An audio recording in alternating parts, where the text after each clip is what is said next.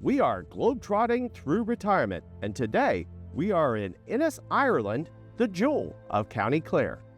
This is the Ennis Friary, dating back to the 13th century. Let's find out a little bit more.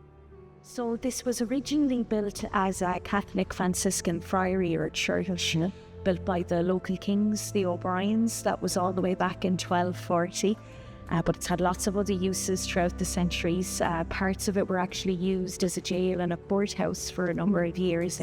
That was after the Reformation and the Franciscans had to leave, so that was a big change of use there. But eventually a new courthouse was built just up at the top of the street here.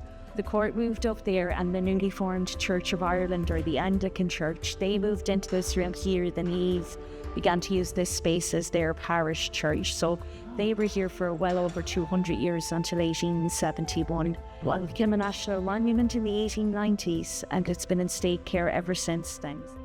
So that was a holy water font, and that would date slightly later. That dates from the late 1600s. The hole in the wall beside it is the original one, though, from the 1200s. Oh. So that would have had a lip or a basin on it that would have kept the water in at one point. But that's obviously gotten broken off over time, but you can see how smooth it is inside there, and that's really... All of this work was done between 2010 and 2012. Wow. So it's very new, really, in the history of the site. Before that, inside here looked like outside there. It was all completely open. All of the roofs had fallen in by then. The goal of our roof here is to try and protect a series of medieval stone sculptures that we have. They all date roughly from around 1450. They're all carved from our local limestone, which is a really soluble rock. And because we sometimes get some wind and rain here in the west of Ireland, to try and protect the sculptures from that, that's why we've done this. So no plans to put a roof in any more of it. This is it, but we're delighted with this much. It really makes all the difference.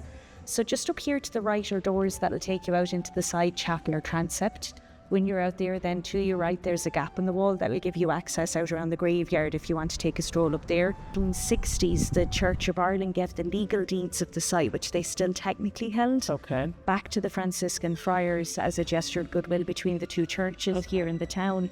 The Franciscans in turn then gave those deeds completely over to the government, under the provision they could keep that little plot out there and use it as a burial.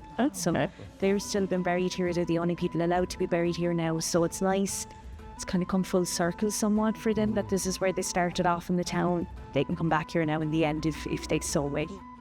The Ennis Friary in County Clare, stepping back into history as we're globetrotting through retirement.